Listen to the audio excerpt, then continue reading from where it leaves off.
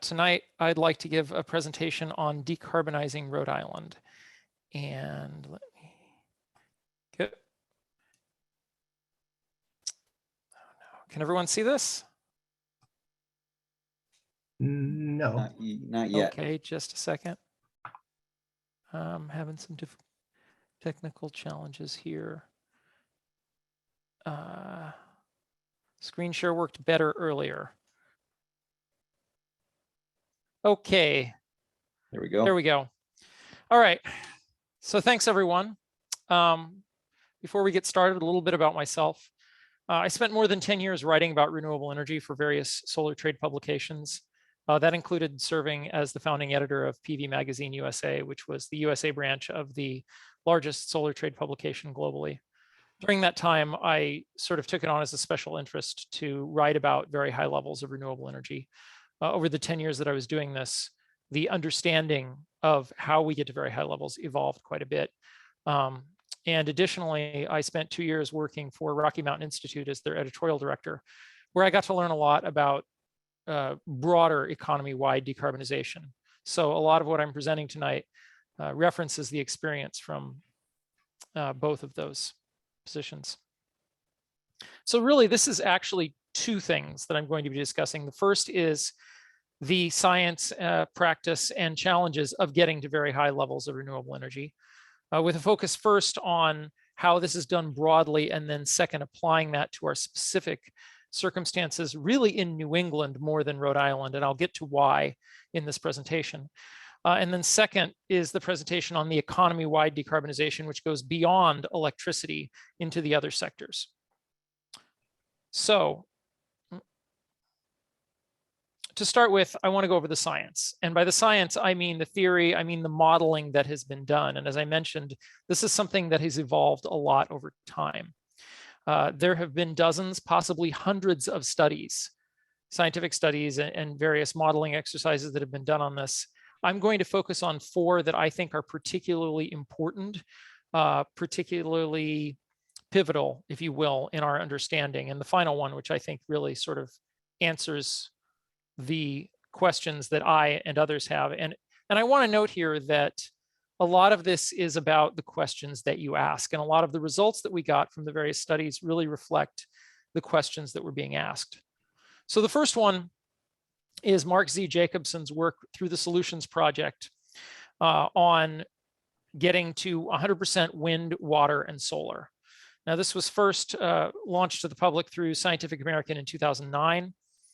Jacobson's focus was on using these 3 resources along with various forms of energy storage. He started with thermal energy storage, later updated that to batteries, but basically developed projected rough outlines of how much power would be needed from each of these sources, and rough outlines of how that would work in the United States as a whole, then at various states, then in various countries. And a few things about this, Jacobson's focus was on getting to 100% and not burning anything along the way. Along the way, that involved massive overbuilding of resources. And he himself described it as World War II levels of mobilization to accomplish this. Now, Jacobson insists that this could be done by 2050 or 2030 with the political will. This was a really important study for helping to start the conversation about renewable energy, and it initiated that rallying cry of 100% renewables. And I honestly don't think that we would have had Sunrise Movement pushing for 100% renewable energy were it not for Mark Jacobson. However, this study was also widely criticized for a lack of granularity for various aspects of its modeling. So the next really important study that I think was a development here, 3 years later, the United States Department of Energy's National Renewable Energy Laboratories came up with its Electricity Futures Study, where it looked at various penetrations of renewable energy up to 90% by 2050. And when it said renewable energy, it was taking a broader look. It also included things like biomass. Eventually, the report settles on 80% as its main scenario. But one of the differences with Electricity Futures Study was that it took a much more granular look. It used a new modeling tool called REEDS forget what that stands for, but it matched supply and demand at relatively small increments over 135 different areas. So it took this much more granular look of how do we balance supply and demand. And so you can see here, here's some of its findings. It has really different resource mixes for different areas. Here in the Northeast, it's looking at a lot of offshore wind, a little bit of solar, and actually keeping a lot of gas plants around and running them fairly often, keeping the nuclear plants online. There's some biomass in there, probably more than I think people would model in today. In other areas, you'll notice in the Southwest, there's a lot of, it says CSP, that's concentrating solar power. That's a technology that's basically been eclipsed by solar photovoltaics. So, you know, there's some things about this study which now may appear kind of dated, but this was also considered a very important and sort of a seminal development. And actually, NREL did a series of studies which looked more closely exactly how you would add more renewable energy to the grids, looking at things like expanding transmission, increasing the frequency of electricity trading, reforming market rules, and so on. The third study that I think is important to look at is Ken Caldera's geophysical constraints. I think it's geophysical constraints on the reliability of solar and wind power. This one comes from a different place. Ken Caldera was among a group of 4 climate scientists who was arguing very publicly that we should not be pursuing renewable energy as a means to decarbonize, but should instead be doing nuclear. Him, James Hansen, CARI Emanuel, they were all putting out op-eds. And so Caldera set out to say, well, run a study and say, well, these are the limits. This is, you know, you can't get past this point with wind and solar. And so he looked at different mixes of wind and solar, various levels of energy storage. And, you know, the interesting thing about this is while this seemed to be sort of an attempt to show the limits, I think, one, for those of us who were looking closely at renewable energy, the findings weren't necessarily very surprising. His first finding was that basically it's a pretty linear path to get to 80% wind and solar in average electricity demand. And after that, it gets a lot harder. You need to, you know, you need a lot of storage for one. The other thing that he found was that you could get to 98% reliability. So meeting demand 98% of the time with 12 hours of energy storage, which actually to a lot of us sounded pretty good. But again, specifically, he's looking at wind and solar here. Neat chart from the report, and this one expressed better than a lot of other charts that I've seen. This looks at 36 years of averages of what the solar and wind output would be averaged across the United States over seasons. And you can see that most of the time they're in these bands, but then sometimes wind is very highly variable, solar less so. I think there's a lot you could learn from this one graph. And I think one of the things is that you can sort of see this seasonal anti-correlation between wind and solar. So wind is producing more in the fall, winter, and spring. Solar is producing more in the spring and summer. This is actually very useful. You also see that across the United States, electricity demand peaks in the late summer. Not quite with the peak of solar, but again, this is meaningful information. In fact, in pretty much all the balancing areas, the peak of annual electricity demand comes in the hot months of the late summer. The Pacific Northwest was an exception, but that data was before the recent extreme heat in the Pacific Northwest. So it may actually be summer peaking now as well. Anyway, can I ask a question, or should we hold those to the end? Why don't you hold those, because I'm almost through these, and then we're going to have a question portion. So the fourth study here that I think is really, this fourth study asks a different question. This was the 2035 report, which came out last year by Goldman School of Public Policy at UC Berkeley and Grid Lab. And they basically said, well, forget 100%. How do we get most of the way, and how do we get most of the way cost effectively? So the assumptions here are really different than, say, Mark Jacobson's. they modeled 90% clean by that zero carbon electricity by 2035. And that included adding a whole bunch of solar and wind and batteries to make up the new capacity, keeping the existing nuclear and hydroelectric plants, and keeping gas plants, but running them less. And what they came up with was same relatively high degree of reliability that we have today. They also did this with limited new transmission building, especially the long distance transmission. There was localized transmission improvements, and with lower costs than today, even without a carbon price by 2035. So this one was really remarkable, and it's pretty much acknowledged that this influenced Biden's plans on decarbonizing the electricity system. So you can see here, this is the solution for annual energy balance. The dark green is the wind, the light green is the solar, orange is the batteries. There's a lot more batteries here. It's a small line, but it's a lot of batteries. It's a lot more than we have today. And then you see the hydro, and then that dark blue is gas plants, which would pick up in the winter, and then they would pick up more in the late summer and early fall. You also see this gray line here. This is total electricity, and the difference here is curtailment. So actually there would be some overbuilding, and some of the electricity would simply be curtailed. Now, if you wanted to do other things with that electricity, like make hydrogen, there would be a lot of electricity to do that with. But in a lot of these studies that have looked for optimizing costs, what they found is overbuilding and curtailment is actually a pretty good solution at the system level. There's like an optimal level of overbuilding and curtailment. And curtailment is just when the wind is blowing, but you turn the turbine off, or the sun is shining and you're not generating electricity, which is, it's actually easier to do that with wind and solar than it is with some other forms of generation. Mm-hmm. So this is a good time for questions on these studies. Well, my question was, in the graph that showed the demand peak for usage in being in late summer, what happens when we hopefully all switch to heat pumps and start using electricity for more purposes? That's a great question. I do believe that, I haven't seen hard numbers on this, but I strongly believe that in New England, that would result in a winter peaking system. And so then if you were attempting to balance, and I'll get into this solution in the challenges part, if you're attempting to balance your wind and solar, it means you want more wind in your mix for the seasonal balance, as opposed to now.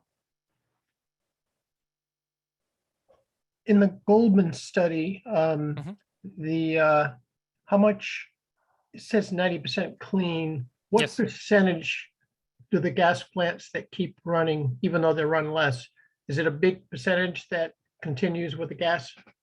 10%, because they're looking at phasing out coal and oil right now. Petroleum is basically about 1% or less of the United States electricity generation. So they're basically, coal and oil are gone, and they're talking about keeping those gas plants and them producing 10% of the annual electricity. Okay. So there would be still a lot of them, but they wouldn't be run very often. And a lot of the newer gas plants are good at that. I mean, the flexibility within the natural gas fleet is quite high, and that's something that gas plants have been optimized for. So this isn't as inspiring. The gas plant owners who have their big loans from Chase Bank or whatever to build the gas plant need to pay off those loans by running the plant. Right. Well, it depends on the kind of plant. So right now, peaker plants are we're only running those very rarely anyway. And those are commanding the highest, that's when the electricity prices are the highest, the peaker plants come on. This is something that might be able to be accomplished under the current merit order system, where basically, electricity prices are allowed to rise in the wholesale markets, the electricity providers bid in. So they might just bid in high enough, or it might require a different market design. One of the things that's been contemplated is payments for either higher payments for capacity, which we have capacity payments right now, or payments specifically for flexibility. So yeah, there may need to be market design for that to happen. I think the other thing, though, is that I don't think the idea that you would get to 90% clean and 10% gas would be the end state. I think what that does instead is give 15 years to come up with and deploy more zero carbon solutions that can fill in those gaps. And I'll talk about those later. But these are a lot of these studies are fairly conservative. You know, this study only uses existing widely deployed technology today. You know, we're not seeing anything in here that's you know, an emerging technology.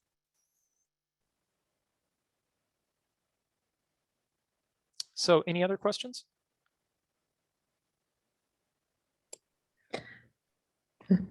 So this is Bethany McGuire. I have one question, which is, I took a quick look at what the Projo was talking about for each town in Rhode Island and how they were going to be using the infrastructure money that they were getting. And I wondered, have you looked at that, or is any town in Rhode Island taking infrastructure money to solve these kinds of issues that you're talking about here? Yeah, there's a lot of money in the infrastructure bill that is for things like electric system reliability that is not being utilized by towns. They've utilized very small portion. They're planning on utilizing very small portions of the overall money to begin with, and they're not yet taking advantage of that. But let's get into those issues later, because there's a lot more in this presentation. So I'm going to go ahead and move forward here. Let's talk about very high levels of renewable energy in practice, because we don't only have to, it's not just studies, this is happening in places around the world. So there are a number of nations that are at or near 100% renewable electricity. You might notice one word a lot in here, and that's hydro. Uruguay is the only place that I know of that's gotten to this very high level of renewable energy, with wind providing most of the electricity. And that's a very recent development, or providing the largest portion of electricity, I should say. That's a very recent development. Hydro was the biggest source, and it might return depending on good hydro years or bad hydro years. But basically, I think, you know, the lesson here is that if you have enough hydro, you can definitely get to 100%, and it's been proven. And a lot of that is because hydro is a flexible resource. You know, you can turn these dams on and off. You can run them when you need them. In a lot of places, you can pump the water back up to a reservoir, run it again through pumped hydro. There's a lot of things that can be done here. And this is helpful often not just to the nations that have hydro, but the nations near them that can access that flexible source of electricity. If you want to look at wind and solar, the list gets a lot shorter. And we're basically, if we're looking at places that are near 100%, we're looking at very small islands in the Pacific. Now, I was also being conservative here. There are places that generate more than their demand using renewable energy, but have electricity connections to other regions. And so they're balancing out. So you could say, well, yes, they're 100% renewable.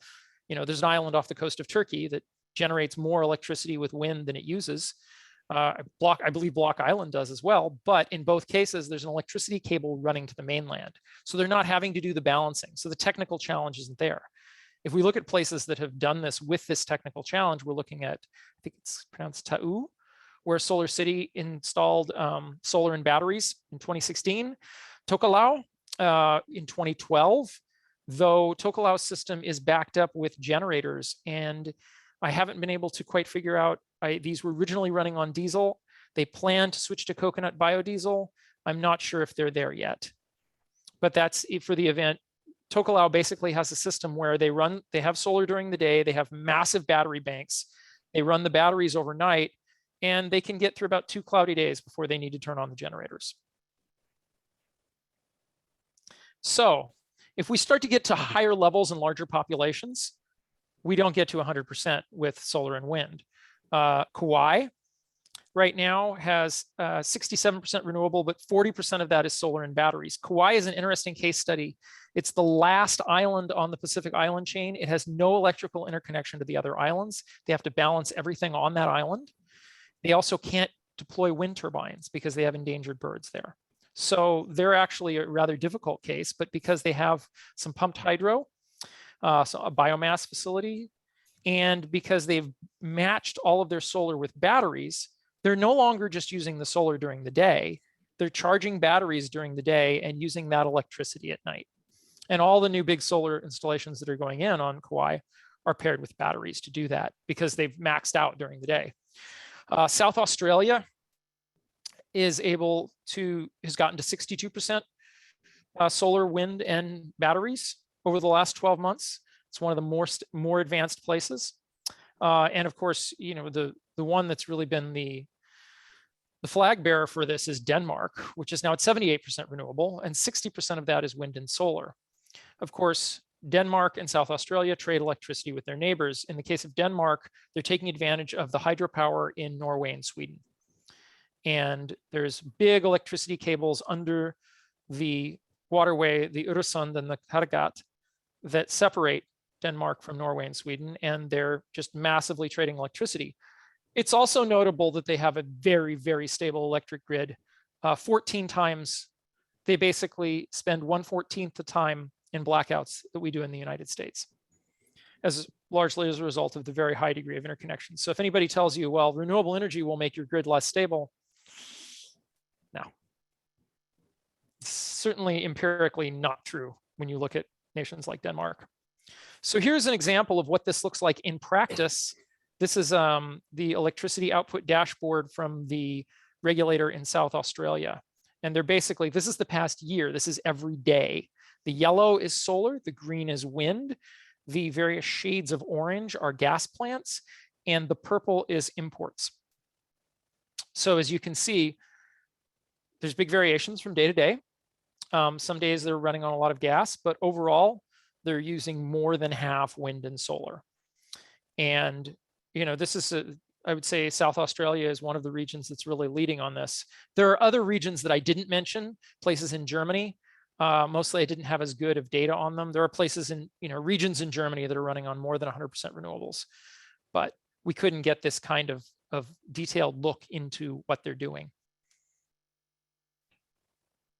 So any questions about these concrete case studies?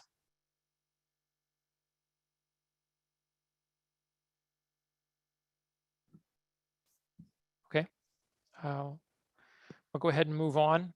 I want to do a deep dive now into the challenges. Like, what is the real challenge here in terms of getting these very high levels? Oh, Elizabeth O'Connell? I think you're muted. Yeah, I was wondering whether if any of this data was shared at the recent conference, COP26. Oh yeah, the folks at COP know this stuff. Yeah, I wouldn't doubt that a lot of the at least the national level representatives are, this data that is fortunately widely available these days. I just pulled this all off the web and did screenshots. There's a lot of places now where you can look at the track record. Also, there's organizations like the International Renewable Energy Agency, IRENA, which has done a very good job of publicizing a lot of this. Thank you. Sure. So let's get into these challenges. The biggest challenge is balancing supply and demand. When you have an electric grid, you have to balance supply and demand instantaneously, 24/7, where the power goes out. And electricity demand is not constant. You don't have the same level of electricity demand all day long every day. On the chart on the right here, this is from ISO New England, which is the grid operator for New England. And this is yesterday. This was now, of course, if you notice the chart stops at 10K, so you can imagine it would go much lower than that. This is sort of exaggerated. They cut a portion off the top. But as you can see, electricity demand was below 12K overnight, rose up above 15K in the morning, fell down to 14 during the day, went back up to, I think, peaked at almost 17K in the evening. And this is pretty typical of New England's demand pattern. A lot of that is that we're pretty deindustrialized in New England. Places that have more industry have more midday electricity demand. And so it's flatter there. Sometimes it will rise during the day and you won't necessarily have the evening peak.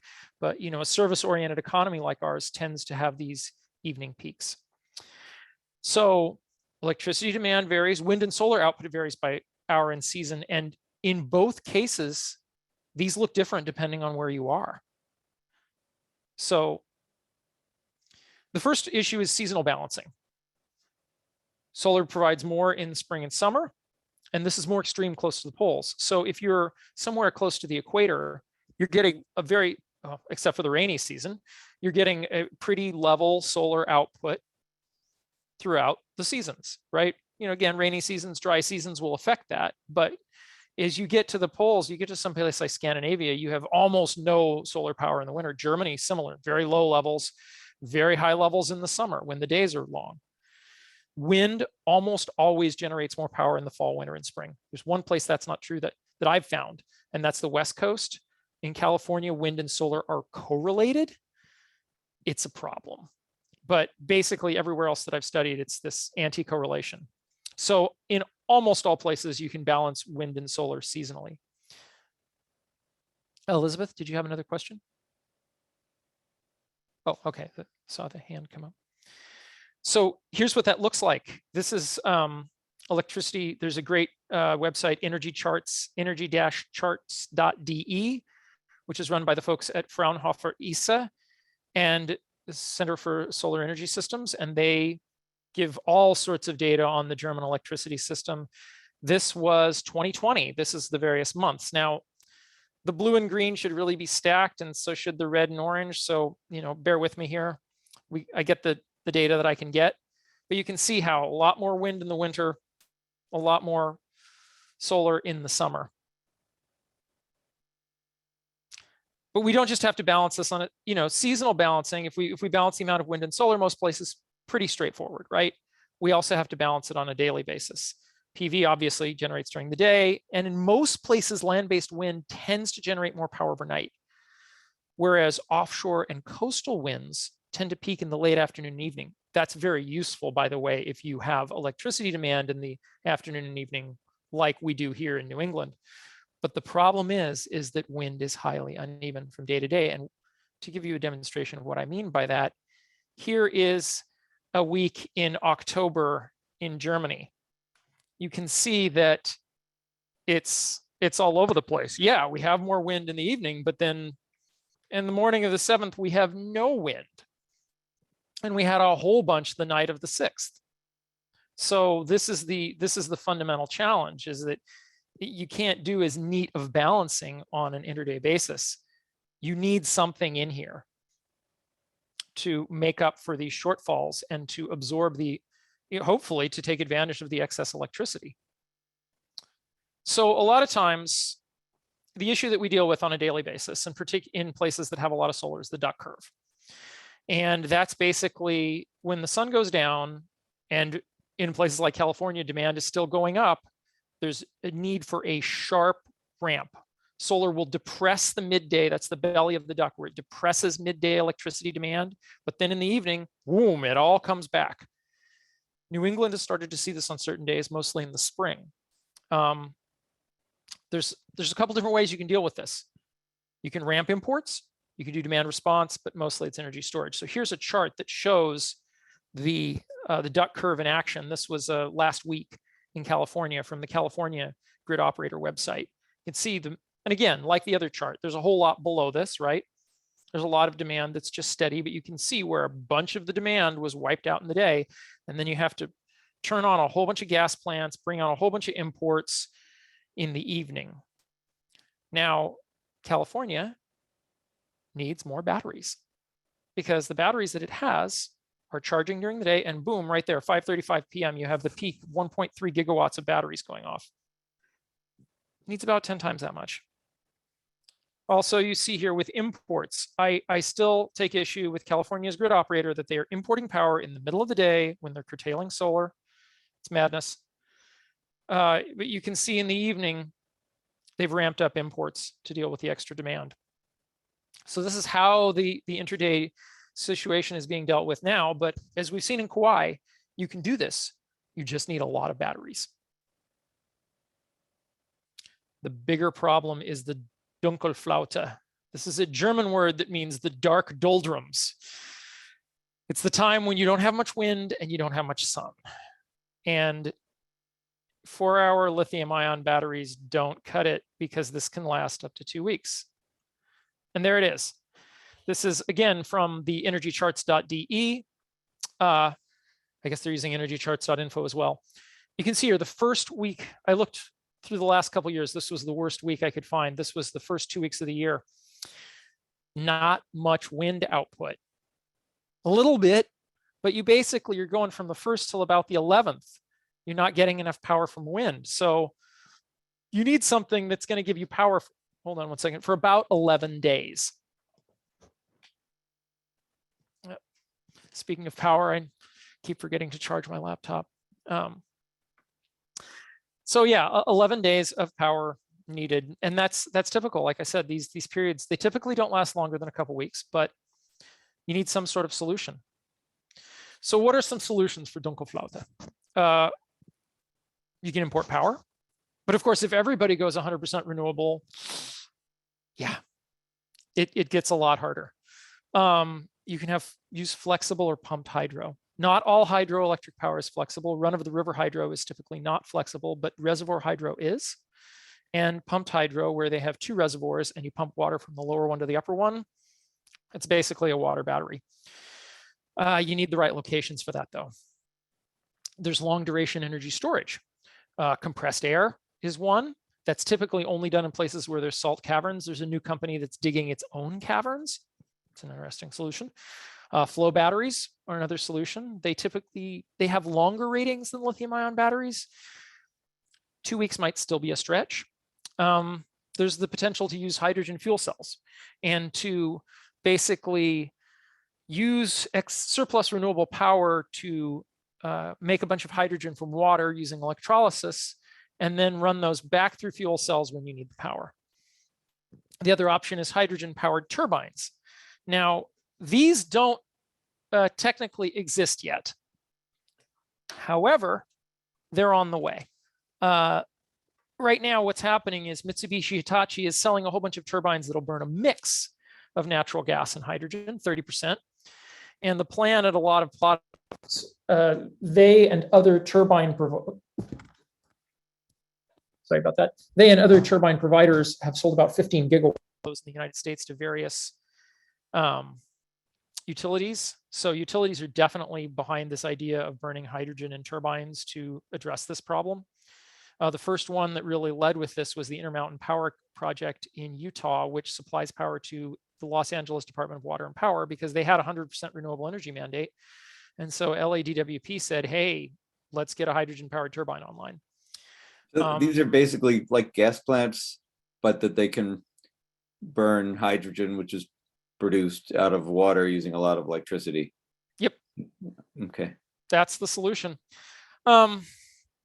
It's not very efficient, but fortunately, you don't need it very often. Most of these solutions, they're expensive, they're resource constrained, and or they have not been deployed at a large scale yet. Many times it's because we haven't needed them. You know, we're still running gas plants. We haven't decarbonized our grid to the point where we've really reached the point where we need to deploy these solutions. But that does put us in a tricky spot when we get to that level. A lot of people have proposed nuclear power for this. Nuclear power has challenges ramping up and down. Nuclear power plants can ramp, but they are power plants that are characterized by a high initial cost to build them and a low cost for fuel per unit of energy delivered. That means for the economics, you want to run them all the time, but there's another thing here, which is that ramping thermal power plants that produce heat to make power, puts wear on these plants. So if you have a very expensive nuclear power plant, the last thing you want to do is ramp it. So nuclear power could be part of the mix to help. And I think that, you know, a lot of the climate modelers in the energy community is behind the idea of keeping the existing nuclear power plants online for as long as they're safe. However, it's not a terribly promising solution to accompany renewable energy because of this issue of, again, they can ramp, but they don't. So the other challenge, in addition to managing supply and demand, is keeping frequency stable. So if you don't want the power from the grid to blow up your toaster, you need a stable frequency. Now, supply and demand imbalances on the grid, like when a big power plant goes down, cause frequency to deviate. The large spinning masses on the grid, the turbines, help slow down those frequency deviations, but, and this is important, but they don't stop the problem. The problem does not stop until you fix the supply-demand imbalance. So that's why grid operators will turn off. They'll just set off a section of the grid if a big power plant goes down, because they have to get supply and demand back in balance, and they have a limited amount of time to do so. Grids with fewer large spinning masses are harder to manage if they get out of balance, because suddenly frequency deviations will move faster and you have less time to respond. When we, if we move to 100% renewable energy, wind, solar, with no large spinning masses, it's actually easier, because there's such a thing as grid forming inverters that just set the frequency. But the problem comes when you have a few large spinning masses online still. And so this is a technical challenge of the transition. And there are solutions to it. One of the solutions is to artificially put large spinning masses that aren't power plants online. It's been done, but it's not something that is a dead stop for the energy transition, but it is another challenge.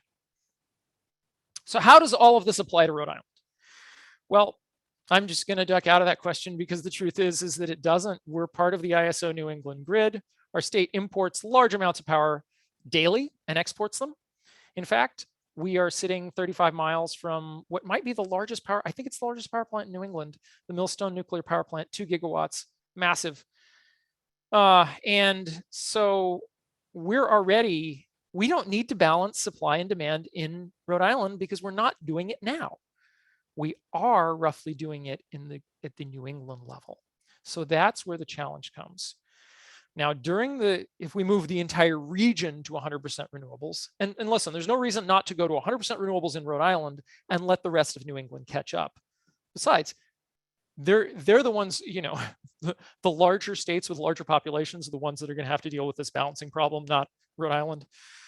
During the Donko Flauta, solar and wind can be balanced by imports from Canada and New York.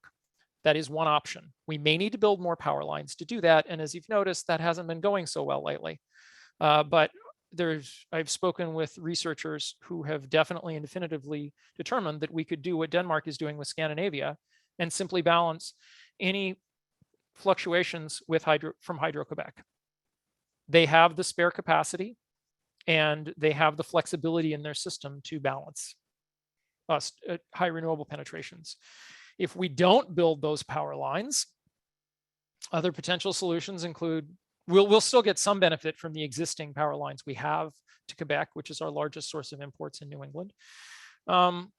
We could expand pumped hydro in northern New England. I've seen some new research from Australia that suggests that there's a lot more potential to do that than I was previously thought. That would all be north of Massachusetts, though. There's no potential down here.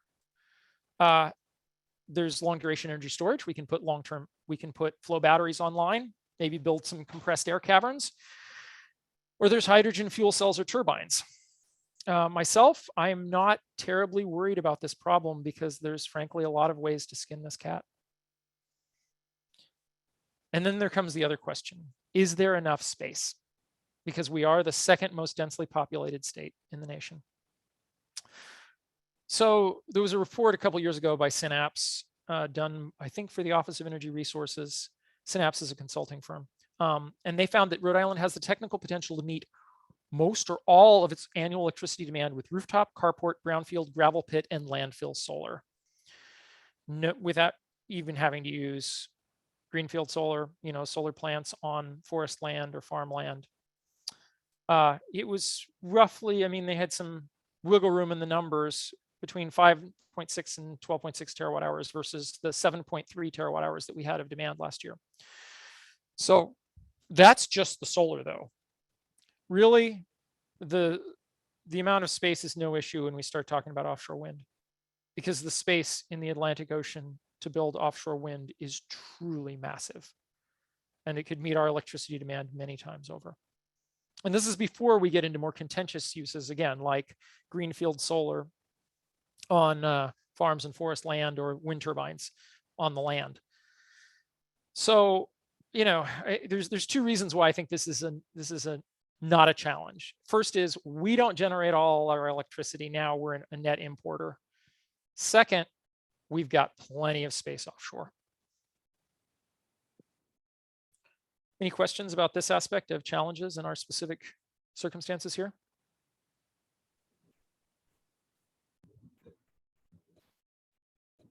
Yeah, Justin. I was just going to say, I think there's an effort ramping up to call for legislation this session that would increase our offshore wind, you know, that would issue some new goal or a new RFP for additional offshore wind. And that sounds like something maybe our political team should pay attention to. Yeah, I can say from my perspective, that would be great. You know, offshore wind has the advantage, more electricity in the winter. In fact, there was a recent report where there was in the 2017-2018 bomb cyclone, they actually had some measuring stations offshore to measure the wind speeds. And they found that wind would have produced electricity about 70% of the time during that, or would have had a 70% capacity factor, which equates to full power 70% of the time. So very high degree of availability for offshore wind during the winter. And, you know, the fact that it roughly correlates with afternoons and evenings, perfect for us. You add some batteries, it's great. The challenges to deploying offshore wind have been different. Obviously, we've had lawsuits. You know, there have been legal challenges. I think that a lot of the Rhode Island political establishment is behind offshore wind. It's jobs. The unions like it. It's a lot of maintenance jobs in offshore wind. It's great for the ports. And, you know, to be clear, we're going to be getting, if Revolution Wind gets built, which it's still going through the process right now. I don't believe it's gotten a permit yet from the Bureau of Ocean Energy Management, but that one will alone supply, I think, around 20% of our electricity. So that one will instantly triple the amount of renewable electricity that we have in state. So, I mean, yeah, it's huge. We have some other stuff in the chat. Sorry, I'm having my cursor's not being great. Anyone want to read me off some of the questions from the chat? Jeff? Just wondering about storage in Rhode Island. You just said something about batteries. Is there a big need for storage, or? I just say that there's very little need. I mean, we might want to deploy batteries for other reasons. I think we would want to deploy batteries for electricity system resilience, and so that we were less dependent on long distance transmission lines. In terms of balancing supply and demand, because that needs to be done at the New England level, and we're surrounded by larger states with larger populations and larger electricity demand. But, you know, it could be very good for, I think they will be very important for resilience. And I think that will be more important as we start to get hit by more storms as climate change gets worse. Abby? You're on mute. Okay, I think I got called on, is that right? Yes, I saw your hand. Yeah, well, I was wondering, so it sounds like you're saying that for Rhode Island to get to a high level of renewables, that's not going to be such a challenge. So how about New England then? Yeah, that's where we deal with the Donko Flauta. That's where we deal with, you know, in the winter, having to balance wind as a highly variable resource. And for that, we'll need batteries, and we'll need to use our hydro capacity, and we'll need to balance it with the existing imports. And then if we get to high enough levels and we start to really want to move away from those last gas plants, or, you know, use those gas plants less, that's, and by less, I mean less than, say, the maybe 10 to 15% that they would be running if we use them only when needed. Right now, they're supplying what, over half of New England? Is it over half? I want to, yeah, I believe it's over half of New England's power. It's 90% of the or 80 some percent of the in-state generation here in Rhode Island is gas plants. So we're running them all the time. If we used more wind and solar, we would just basically run them less and less and less. But then we would reach a point where, with wind being highly variable, and if we wanted to wipe out that last bit, we would need to do other things. You know, we would need long duration energy storage or hydrogen turbines or to build more power lines to Quebec. And the second part of my question, maybe it's a different question, but I know you mentioned that it's important to have the frequencies stable of electricity and have, you know, have the supply pretty steady.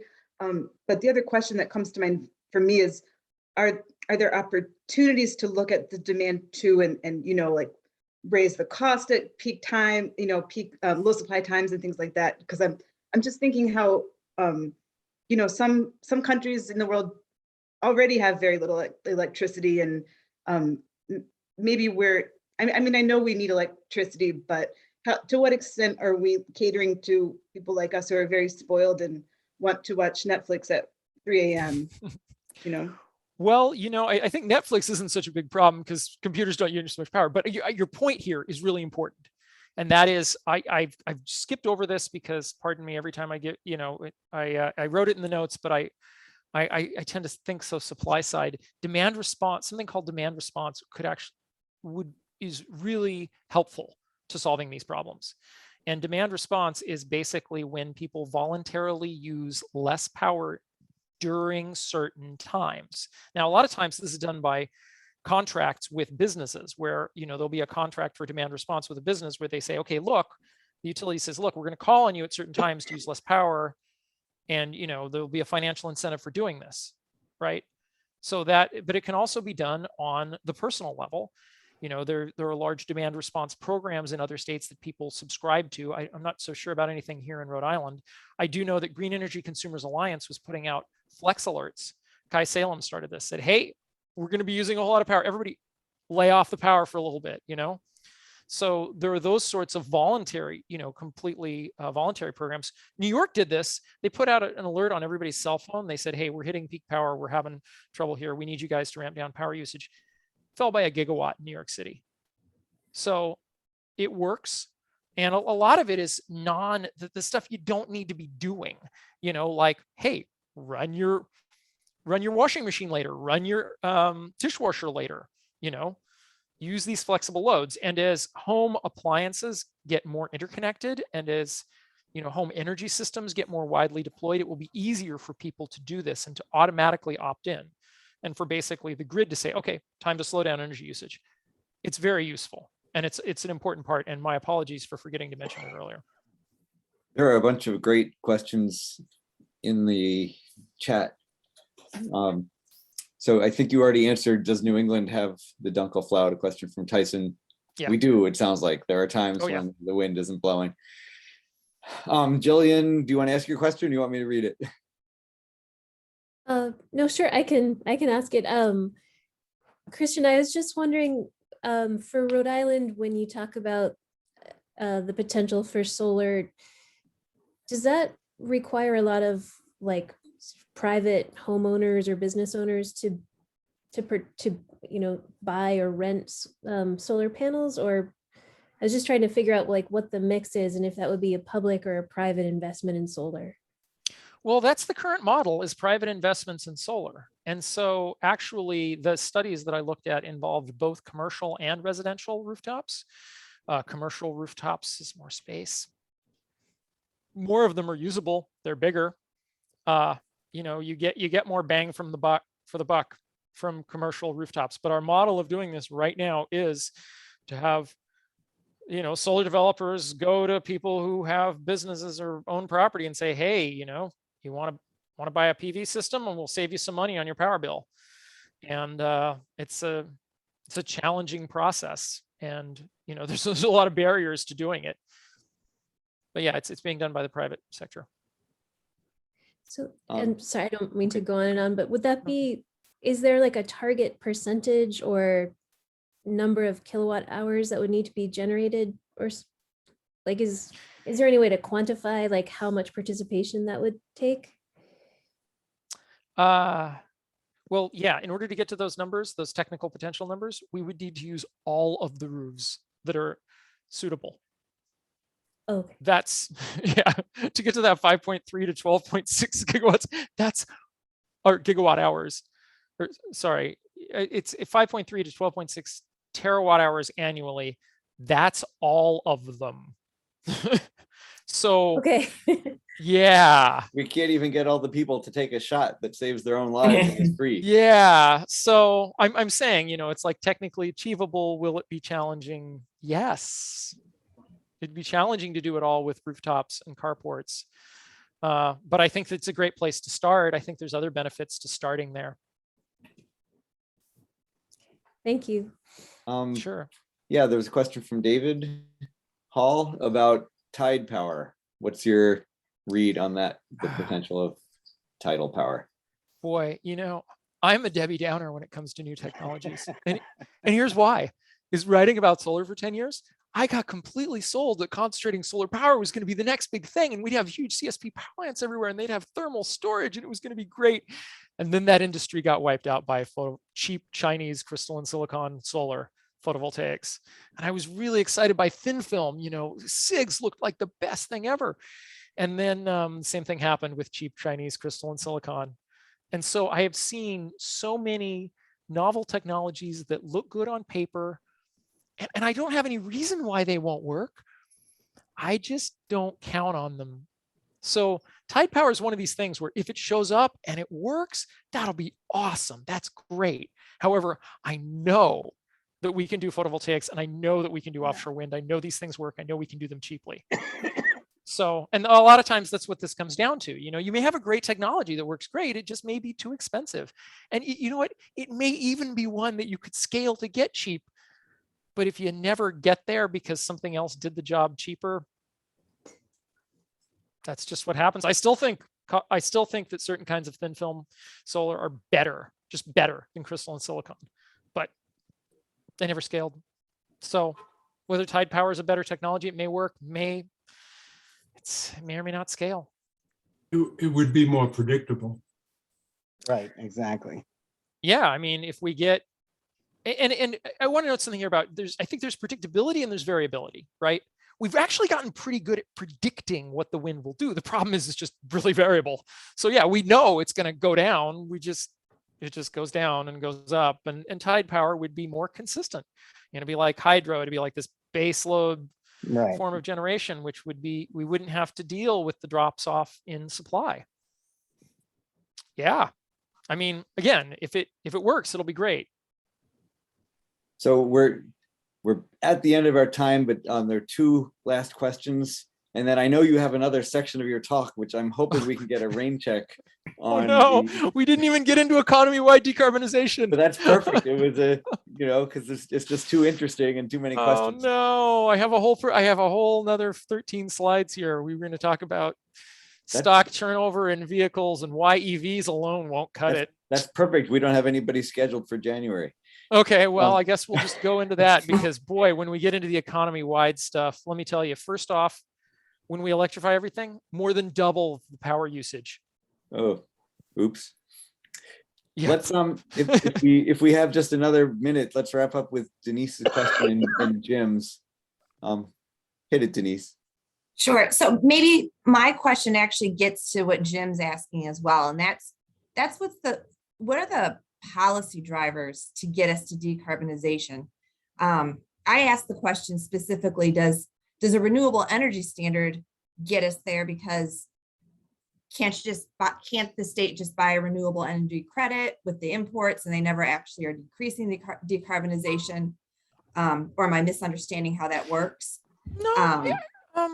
So here's the thing. Electricity demand has actually been decreasing in Rhode Island over the past few years. So if we put more power online with renewables, we will run gas plants less. And so, every megawatt hour of electricity that comes from solar wind, as long as it's not curtailed, decreases the amount of fossil fuels we use. Here's the challenge. Electricity flows like water moving at the speed of light, and you can't control it. So there's no my electricity here, their electricity there. You know, you sign contracts, but these are just financial arrangements. So how are we going to track this renewable energy? And we track it using renewable energy certificates, but we're part of the ISO New England market. So when you buy a REC, unless you specify that that plant has to be located in the state of Rhode Island, and last time I checked, our 2030 RPS bill doesn't do that, then you could build it anywhere in New England. And Rhode Island would buy a credit. And we might still be running our gas plants here seemingly as much, because what we would be doing is we would be decarbonizing all of New England by a Rhode Island amount of electricity. Okay. And that's just, you know, it's accounting. It's weird accounting for these things. Yeah. So I guess so having the renewable energy standard is an effective policy legislative tool to get to decarbonization. I will go beyond that. It has been our most effective policy tool in the United States to date. But really, it's been the combination of state level renewable energy standards and the ITC and the PTC, the investment tax credit and the production tax credit for wind. PTC has probably done the heavier lifting among the two. Okay. When you've added these two together, the state level renewable energy mandates and the production tax credit, that has done most of the decarbonization of the electricity sector to date. Okay. By renewables anyway. You know, I mean, there's a whole other argument here, which is what happened in the first what happened over the last 15 years has largely been gas replacing coal. And so at the point of combustion, that's been lower CO2 emissions because gas is cleaner. The problem is there's all the methane that leaks along the way. So we've actually been cleaning up our electricity system because fracking has killed coal, but we let out a tremendous amount of methane and we're not even sure how much doing it. So, you know, but when it comes to actually deploying renewables and actually shifting away from fossil fuels writ large, it's been RPS, ITC, and PTC. Those have been by far the biggest policies. Okay. And so what are those two other policies you're saying, the IPC and the RPC? The investment tax credit, which is a tax credit which is used by solar, gives you a 30%, 30% off your tax liability for solar, and then the production tax credit for wind. And that one pays a certain amount of, at the point of its investment tax credits up front for the investment. PTC pays for the electricity generated, and it basically makes wind cheaper because the producers are getting a credit for a certain portion of their cost. And that's what has made wind dirt cheap in the Plains states. And then, sorry, I just found this out. Why are RECs so there's a premium on them? They're going up in cost. And that's confusing to me because everything I hear is that wind and solar are so cheap. Well, if maybe that's RECs go up in cost, it's because we didn't deploy enough wind and solar to meet our renewable energy mandates. Okay. If they go down in cost, it's because we put on more. This is a problem with RECs as a policy tool. They're designed to support a certain amount of renewable energy generation, but in practice, they almost end up acting like a cap. Because once you deploy that much, if you start to put more on, the price of the RECs falls. So it's not a perfect system, but it's been the most effective thing to date in the United States. Other nations have had more effective policies. We're behind. And yeah, I think Jim's, sorry, go ahead, Denise. I felt like I stepped on Jim's question, which was, if you were king for the day, Christian, what specific legislation or policy would you get passed? And did you already answer that with the ITC and the PTC and the RAS? No, well, I mean, I think there's a lot of really good stuff in Build Back Better right now, including making the ITC a grant instead of a tax credit. So you don't have to have tax liability to access it. Huge. That's huge. It's more complicated because, in the early days, feed-in tariffs, which was what was used in Germany, were more effective. I'm not sure if they're really needed at this point where wind and solar are as cheap as they are. I think that the 100% renewable energy mandate by 2030 is a really important move for Rhode Island. In fact, I think it's absolutely necessary for us to meet our Act on. It's like a bare minimum floor for us to try to meet our Act on Climate target. We're going to need to do a lot more than that, which is something I'll present on later.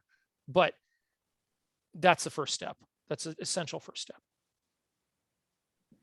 That's awesome. And Barbara, I think your question might be a perfect one to hold for part 2 of this talk because I think it's about, when we electrify heat and so on, that the heat becomes more efficient, uses less energy compared to burning gas to produce the same amount of heat.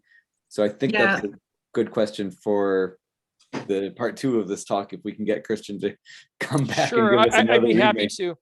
And what I would do is I would refer you to Deeper Decarbonization in the Ocean State, written by Rhode Island's own Tim and Roberts at Brown University, along with Stockholm Environmental Institute, because this estimate of 17 terawatt hours is their number, not mine. And that's my source for this information. And I think that both of these things can be possible. It can be possible that it is indeed more efficient to use heat pumps, and more efficient, they're vastly more efficient, and more efficient to use electric vehicles, and it can still double our electricity demand. Because right now, these are huge sections of our economy that we're running on fossil fuels.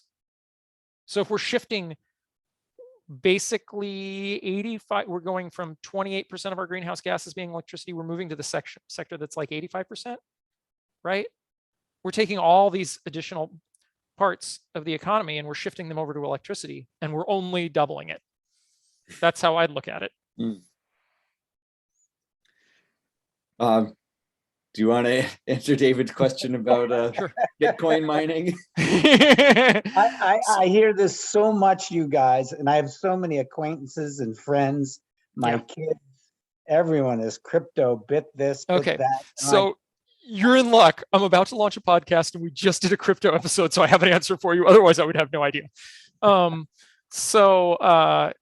Yeah, right now it's about 0.5% of total electric demand. So it's pretty small. That being said, it's huge. It's ridiculous. Well, it is ridiculous 14 million Americans have crypto. So here's the problem: is it's not scalable at the way that they're doing it right now. Like Bitcoin is not scalable. Bitcoin uses way too much power. Ethereum uses a lot less, a tenth of the power. There are ways in which crypto can be reconfigured to use a lot less power. And Ethereum is working on this, but they're behind to deliver on changing their method of verification so that it uses vastly less power. Oh, interesting. Right now, it's a huge energy hog. So they could do this more efficiently. They just haven't yet. So in other words, the programmatic boxes you have to check off to get to a coin can be altered or simplified, perhaps, so that the computing power is reduced to get to that verified coin. Yeah, or the transactions, the computing that has to be done for the transactions. It does them differently. It doesn't have as many redundant computations being done on different computers. It can be done on fewer computers more securely. There's a way to do that. And again, they need to fix it.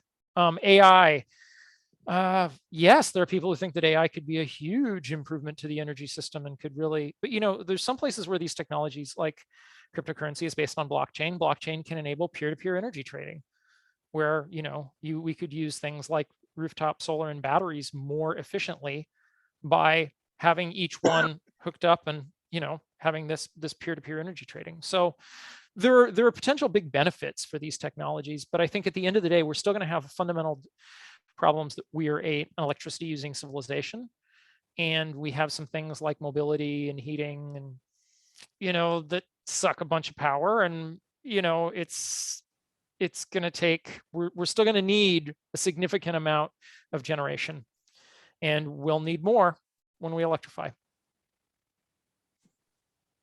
Okay, that was awesome, and it was so good that I'm happy we get to do it again soon. My pleasure.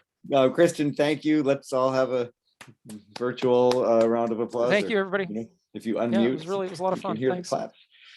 And so we'll pick it up in the new year, and hope to see a lot of you at Waterfire Saturday afternoon. And thanks. Happy holidays. Enjoy. Thank you. Good night. Good night.